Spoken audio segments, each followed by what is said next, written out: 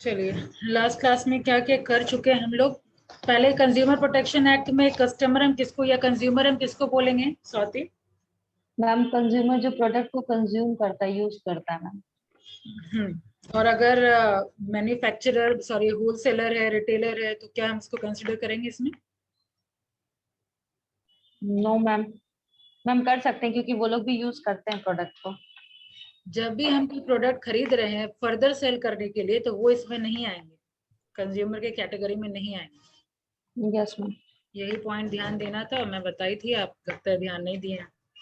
इसके अलावा 2019 अमेंडमेंट में क्या क्या चीज को ऐड किया गया है इसमें? क्या बोली मैम? नहीं आवाज आया। 2019 में जो अमेंडमेंट हुआ उसमें क्या क्या चीज ऐड किया गया consumer protection act 86 ma'am second?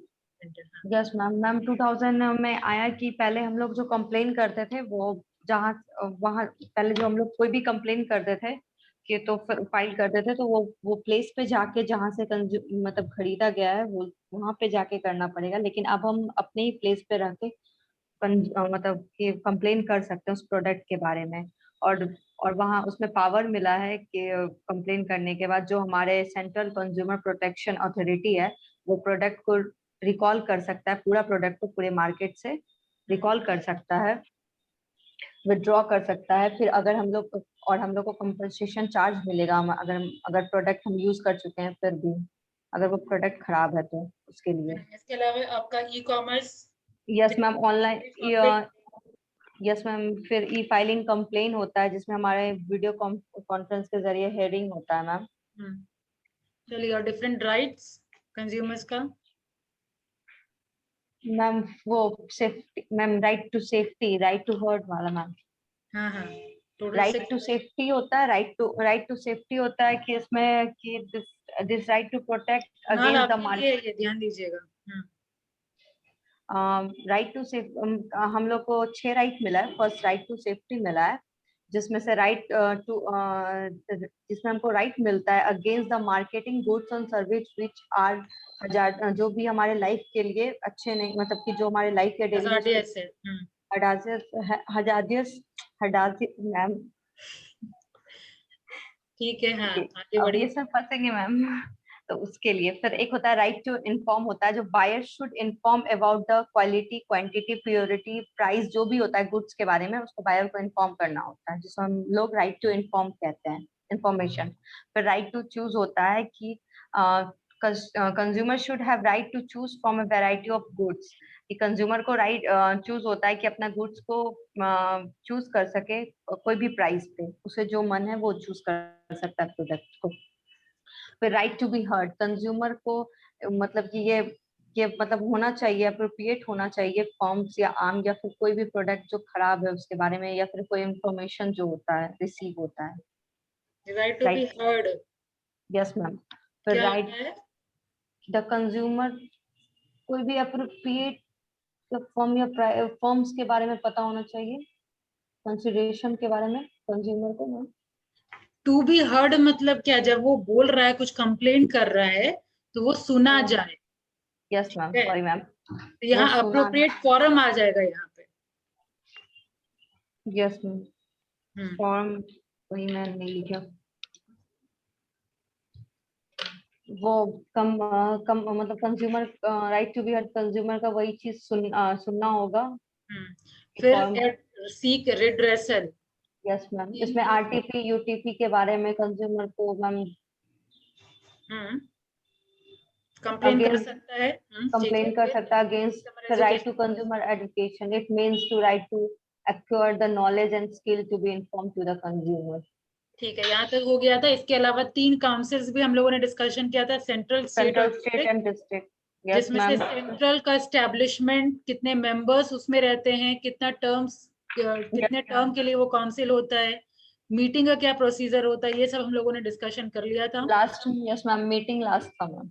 हाँ, और अब हम लोग को करना था ऑब्जेक्ट ऑफ सेंट्रल काउंसिल, जो आपका सेक्शन 6 में दिया हुआ है। ऑब्जेक्ट ऑफ सेंट्रल काउंसिल कहने का मतलब कि सेंट्रल काउंसिल के अंदर क्या क्या आता है, उसको क्या क्या करना होता है। ठीक है, तो नंबर 1 लिखिए, या पहले स्टार्टिंग सेंटेंस लिखिए, the object of central council shall be, the object of Central Council shall be to promote and protect the rights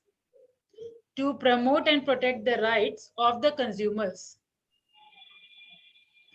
The object of Central Council shall be to promote and protect the rights of the consumers, such as the right to be protected against the marketing of goods. Right to be protected against the marketing of goods and services which are hazardous, HAZARDOUS, hazardous to life and property. ठीक है. Next is the right to be informed about the quality.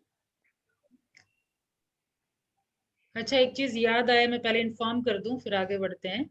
आप लोगों के तभी भेज दूंगी, उसको भर दीजिएगा. और हामिद नहीं है, उसको भी इन्फॉर्म कर दीजिएगा. इनफैक्ट जितने भी आपके फ्रेंड सर्कल में हैं इन्फॉर्म कर दीजिएगा कि एकदम जरूर से जरूर फिल कर दें.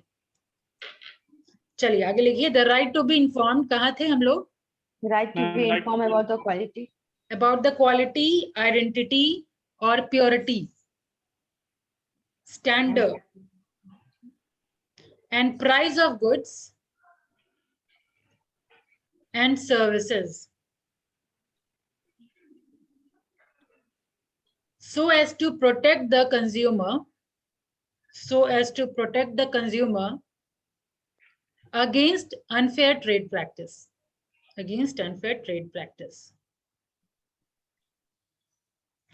Next one is the right to choose.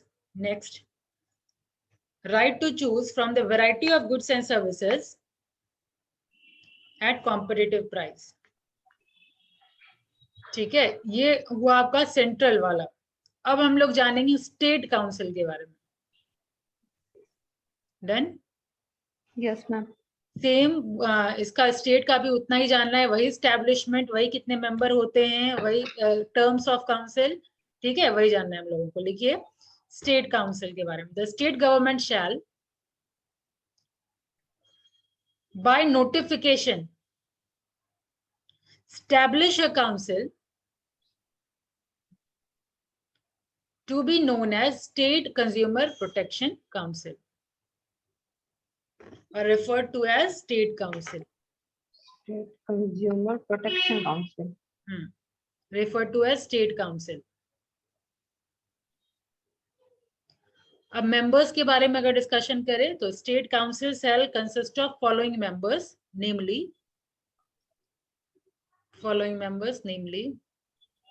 Yes ma'am.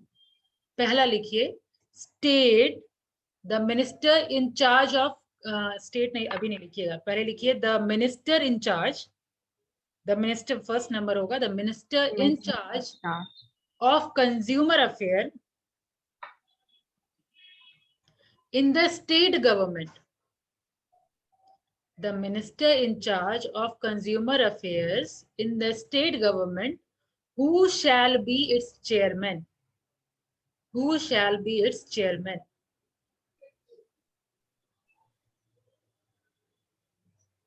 हो गया? तो कंप्लीट चैप्टर का आप जितना बुलेट पॉइंट लिख रहे हैं एग्जाम में भी बस इतना ही देख के जाएंगे, सफिशिएंट है. ठीक है, बस ये बुलेट पॉइंट है, पूरे चैप्टर का जस्ट है यहाँ पे. नेक्स्ट पॉइंट लिखिए such number of other officials, such number of other official or non-official members represent represent such interest as may be prescribed by the state government.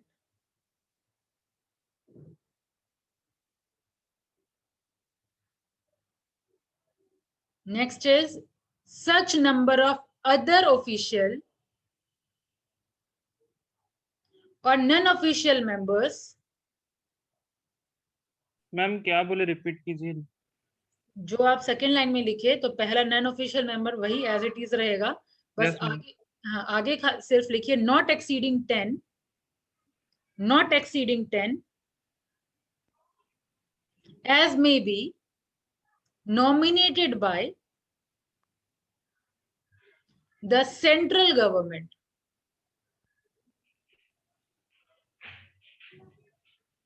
ठीक है, पहला था स्टेट, सेकेंड है सेंट्रल गवर्नमेंट। ठीक है, जो 10 से ज्यादा नहीं होना चाहिए। उसके बाद मीटिंग लिखिए, मीटिंग उसमें कितना था स्वाति, सेंट्रल में साल में कितना मीटिंग होना चाहिए? एक मीटिंग कंपलसरी ऐसे, और सब कर सकते हैं अगर नेसेसरी हो तो, लेकिन एक कंपलसरी है मैम। और यहाँ पे 2 से कम मीटिंग नहीं होना चाहिए।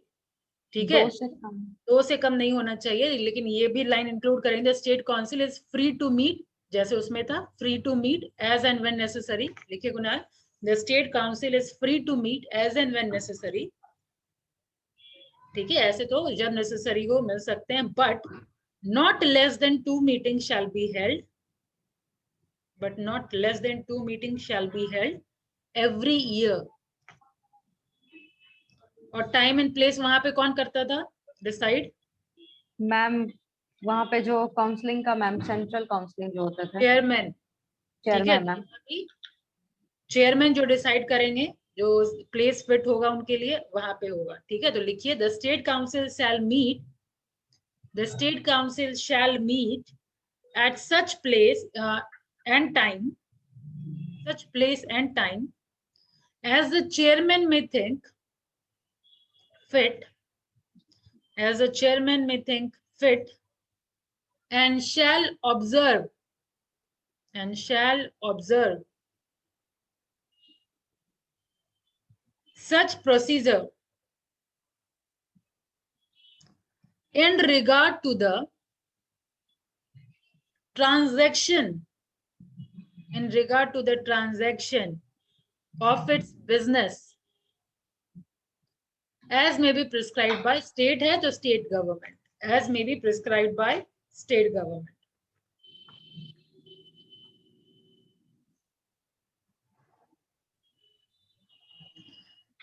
ठीक है, और ऑब्जेक्ट में क्या लिखेंगे आप? ऑब्जेक्ट में वहां पे था सारा राइट्स वगैरह आप लिखे थे, यहाँ पे क्या होगा, विद इन स्टेट में जितना राइट्स आप लोग लिखे हैं और जो समझे हैं। ठीक है, लेकिन विद इन स्टेट, बस ये जानना है आपको, स्टेट है तो सिर्फ स्टेट के कस्टमर्स का ही, कंज्यूमर्स का ही उसको ध्यान रखना है। तो object of every state council, देखिए the objects of every state council shall be to promote and protect, shall be to promote and protect within the state the rights of the consumers, the rights of the consumers laid down in section 6. तो section 6 में इस तरीके से भी question पूछा जा सकता है कि section 6 of consumer protection act 1986 में क्या है, जितना राइट्स है वो सेक्शन 6 में दिया हुआ है। ठीक है, अब लास्ट बचा डिस्ट्रिक्ट, डिस्ट्रिक्ट का लिख लीजिए, लास्ट है आपका डिस्ट्रिक्ट काउंसिल। तो पहले एस्टैब्लिशमेंट, जैसे सब में हम लोग देखे, provision for establishment, the provision of establishment of district consumer protection council. Ma'am क्या बोले, रिपीट कीजिए। The provision for establishment of district consumer protection council was made by Consumer Protection Amendment Act, consumer protection amendment bracket में होना चाहिए, amendment हुआ था कब? 2002 में, अमेंडमेंट एक्ट 2002। ठीक है, आगे लिखिए, the state government, the state government shell by notification, the state government shall by notification establish for every district, establish for every district a council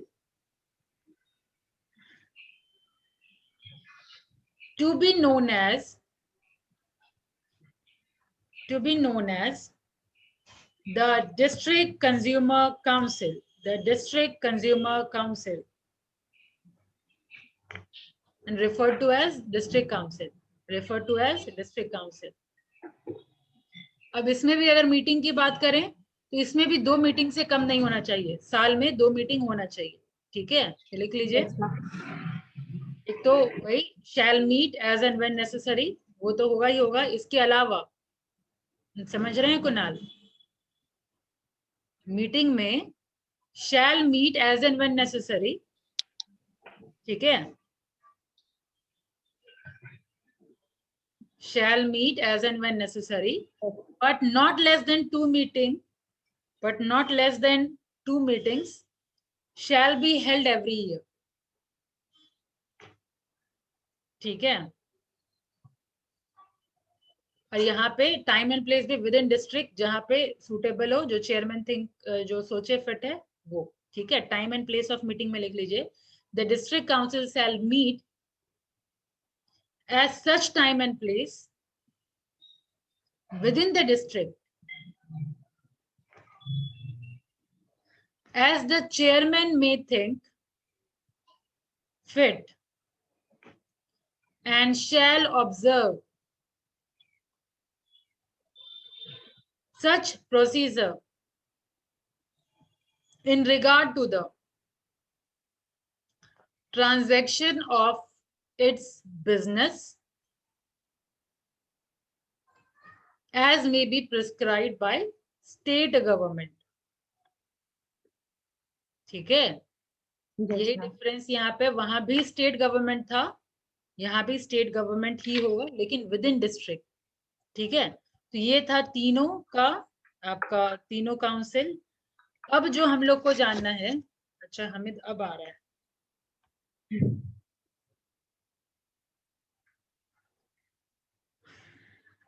अब इसमें इंपॉर्टेंट पार्ट बच रहा है हमारा, प्रोसीजर ऑफ फाइलिंग कंप्लेन.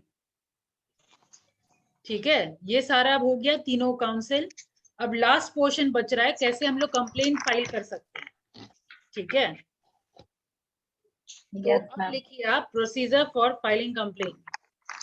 कहाँ थे हामिद आप? Late हो गया. चलिए, थोड़ा सा आपका छोटा है, लगभग कितना पेज छोड़ देगा स्वाति? मैम डिस्ट्रिक्ट और स्टेट दोनों छूट गया. डिस्ट्रिक्ट और स्टेट छूटा है, बाकी सेंट्रल तो किए हुए हैं ही. मैम ये क्लास का लिंक शेयर कर दीजिएगा. ठीक है, अब आगे बढ़िए. Procedure for filing complain. Procedure for filing complain, तो कंप्लेन अगर फाइल करना है तो उसका क्या क्या स्टेप हम लोगों को फॉलो करना पड़ेगा. और उससे पहले हम लोग को जानना है कंप्लेंट किस किस चीज का हम लोग कर सकते हैं. तो यहाँ पे लिखिए, पहले तो प्रोसीजर तो टॉपिक रहेगा ही, उसके अंदर लिखिए what is complaints. What is complain. तो यहाँ लिखिए पहला line, any allegation in writing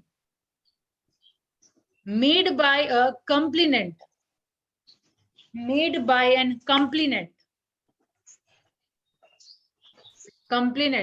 about, सबसे पहला तो अनफेयर, तो आप जानते ही अनफेयर ट्रेड प्रैक्टिस और आरटीपी, ये दोनों तो रहेगा ही रहेगा. तो पहला वही लिखिए, UTP and RTP.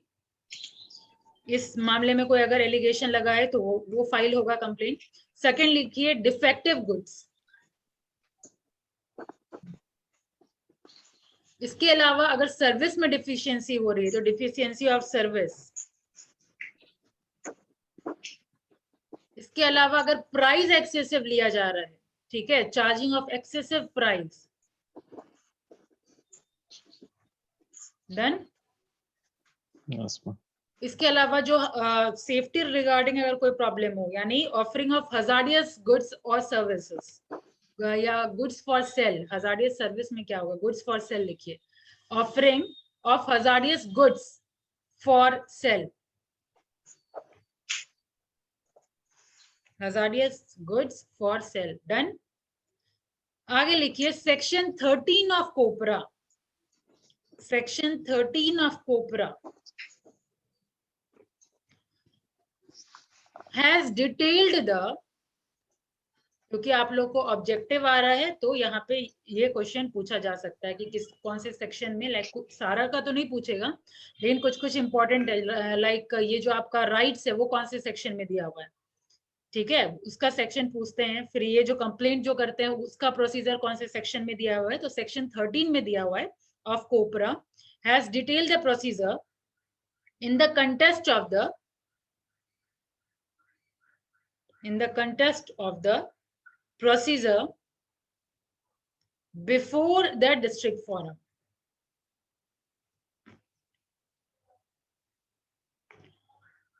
Next bullet point, a complaint may be made with, a complaint may be made with respect to the goods or service. The complaint may be made with respect to goods or services.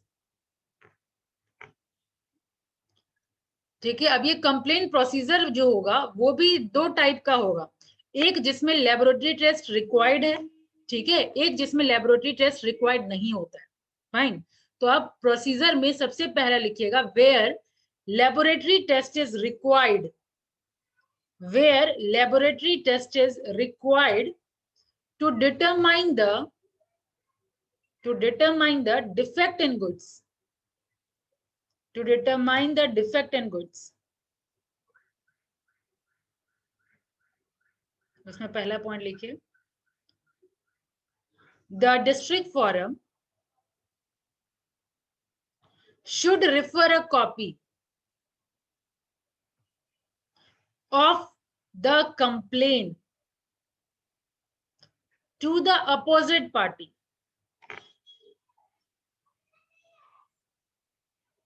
ठीक है, अब यहाँ opposite party किसको बोला जा रहा है,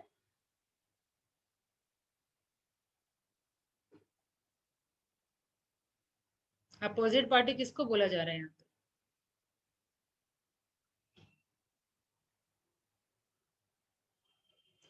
file of complain opposite party को दिया जाएगा, यानी जिसके लिए कंप्लेन है, अगर सेलर तो सेलर अपोजिट पार्टी, ठीक है।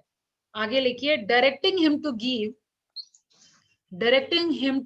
हिज वर्जन, लाइक आप क्लेरिफिकेशन का मौका देंगे ना किसी को, तो वही चीज है कि directing him to give his version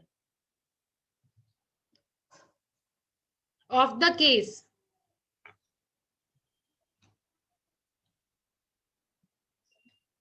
ठीक है। और नेक्स्ट फिर इसमें पूछा जाता है कितने डेज का आप टाइम दीजिएगा, तो 30 डेज, ठीक है। अगेन ये ऑब्जेक्टिव क्वेश्चन है, जहां जहां मैं बोल रही हूँ ना ऑब्जेक्टिव क्वेश्चन बन रहा है वहां पे आप टिक करते चले जाइएगा, तो आपका टाइम सेव होगा एट टाइम ऑफ रिवीजन, ठीक है।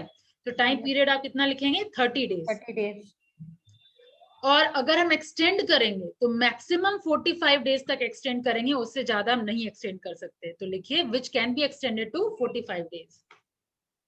Yes ma'am. तो इस पॉइंट को आप अंडरलाइन कर दीजिएगा ताकि याद रहे कितने का मौका देंगे हम, 30 डेज का, उसका वर्जन सुनने का हमको 30 डेज आप टाइम देंगे, नहीं आया 30 डेज तक और आप 45 डेज तक वेट करेंगे, उसके बाद ही नेक्स्ट स्टेप लेंगे।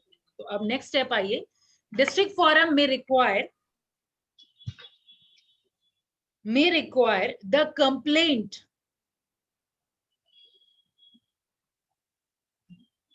कंप्लेनेंट होगा, जो कंप्लेन करने वाला है, complainant to deposit specific fee. Kunal, complainant का स्पेलिंग हुआ COMPLAINANT, ठीक है, complainant to deposit specific fees for payment to the appropriate laboratory for carrying out the necessary analysis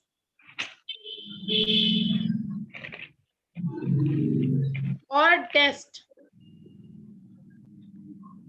in relation to the goods in question, यानी जिस goods के लिए आपको complain है, ठीक है, जो लेबोरेटरी में आप भेज रहे हैं उसके लिए फी कंप्लेनेंट को ही देना होगा। नेक्स्ट पॉइंट लिखिए, the district forum will obtain a sample of goods, ठीक है, sample of goods, then seal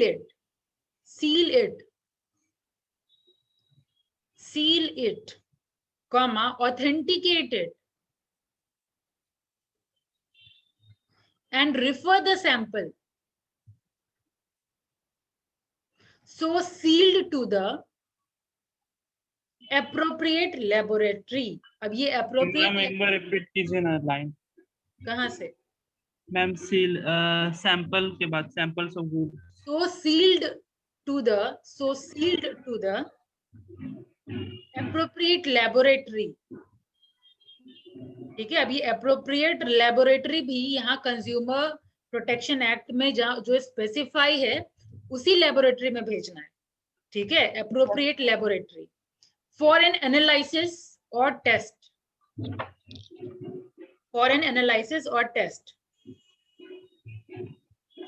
with a view to finding out whether such goods suffer from any defect,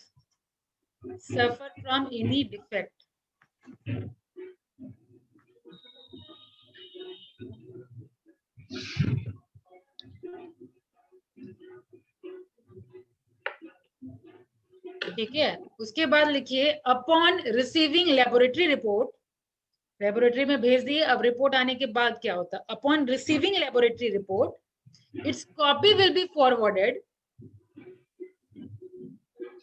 by district forum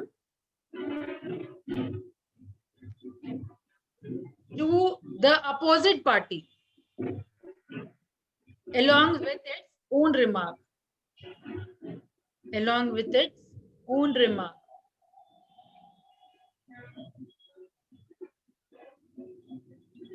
ठीक है। फिर आगे लिखिए, in the event of any party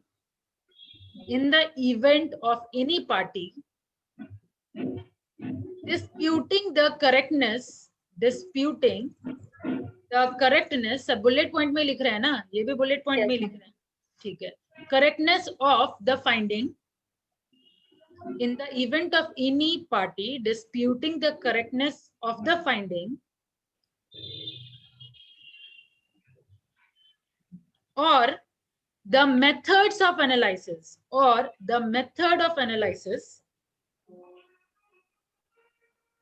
test adopted by appropriate laboratory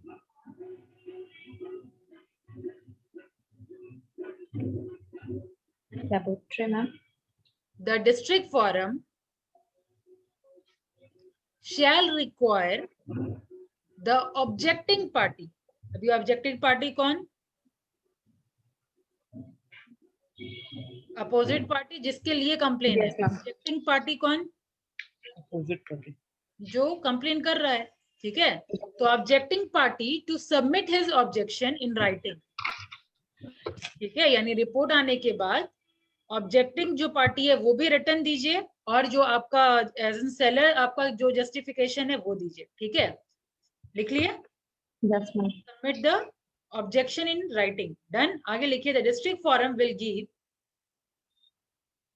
an opportunity of hearing to the objecting party, और उसके बाद जो appropriate order होता है वो पास कर दिया जाता है, ठीक है। तब उसके बाद the district forum shall issue, सब बुलेट पॉइंट में ही लिखिएगा, the district forum shall issue appropriate order after hearing the party. उसके बाद जिसका जैसा डिसीजन होगा, डिसीजन सुना दिया जाएगा, ठीक है। अब होता है आपका जहां पे लेबोरेटरी टेस्ट रिक्वायर्ड नहीं होता है, उसमें कैसे होता है, तो वो लिखिए where no laboratory test is required. Next is where no laboratory test is required to determine the defect in goods or complaint relates to services।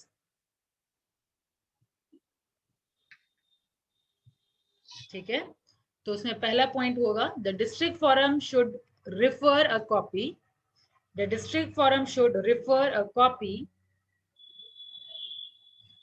Of the complaint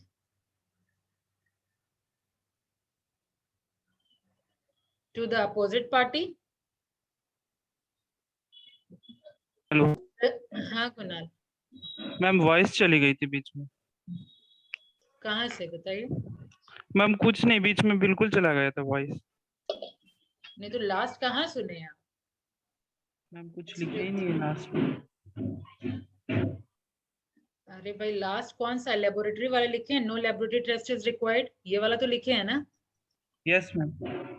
वही तो मैं पूछ रही हूँ, यानी अभी तो फर्स्ट पॉइंट लिखवा ही रही हूँ मैं उसके बारे में। इसमें मैंने लिखवाया the district forum should refer a copy of the complaint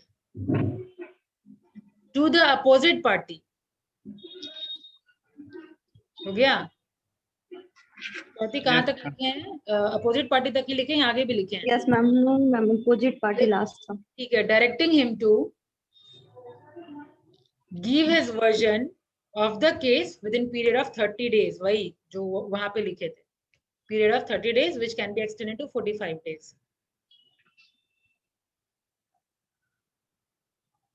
ठीक है, अब सेकेंड लाइन से लिखना शुरू करिए। वो first line same as it is होगा, उसके second line the opposite party on receipt of a complaint, the opposite party on receipt of a complaint referred to him may admit the complaint,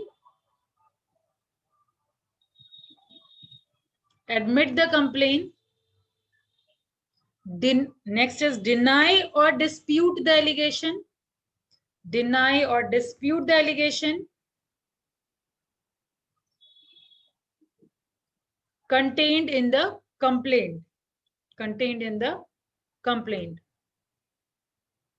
और तीसरा case हो सकता है omit और fail to respond। ठीक है, तीन केस, या तो वो एक्सेप्ट करेगा, या तो डिनाई करेगा, या तो कोई रिस्पॉन्स ही नहीं करेगा, फेल टू रिस्पॉन्स। ठीक है, fail to response within the prescribe time. ठीक है, तो अब नेक्स्ट बुलेट पॉइंट लिखिए। हो गया ना सबका, कुणाल और हामिद। चलिए, तो नेक्स्ट लाइन अब लिखेंगे when the opposite party admit the allegation. तब क्या होगा, when the opposite party admit the allegation the district forum should decide the matter on the basis of merits of the case, on the basis of merits of the case,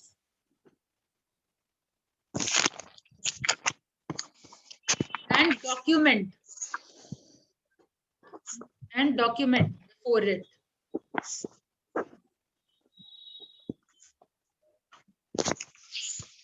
ठीक है, और उसके बाद district forum shall issue an appropriate order। next point है the district forum shall issue an appropriate order after hearing the parties and taking into account available evidence।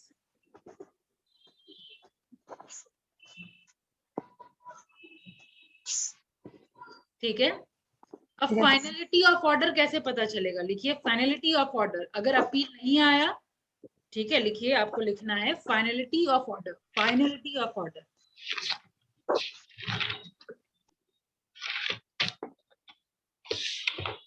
Finality of orders, if no appeal the order is final.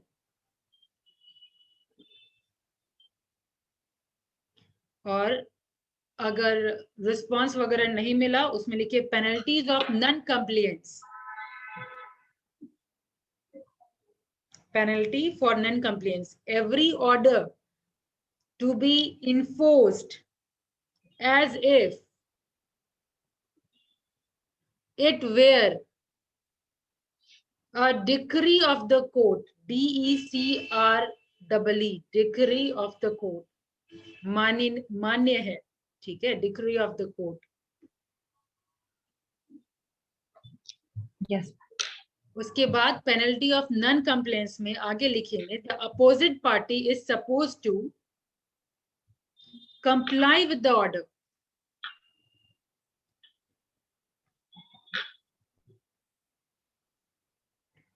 Next point, when any such person fails or omits to comply with the order,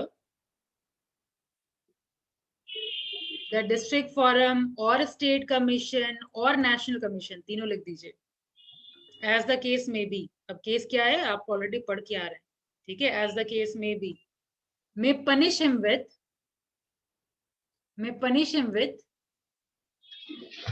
क्या क्या punishment है, इससे भी question आता है. Imprisonment, पहला है imprisonment for the term ranging between 1 month and 3 years.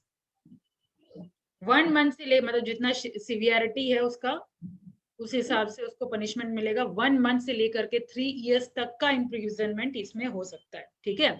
Next लिखिए, with fine ranging between 2,000 and 10,000. Fine 2,000 and rupees 10,000, or with both, ठीक है. तो ये था आपका पेनल्टी. अगर आप रिस्पॉन्स नहीं कर रहे हैं तो इम्प्रिजनमेंट, या नहीं तो फाइन, या नहीं तो दोनों, ये तीनों हो सकता है.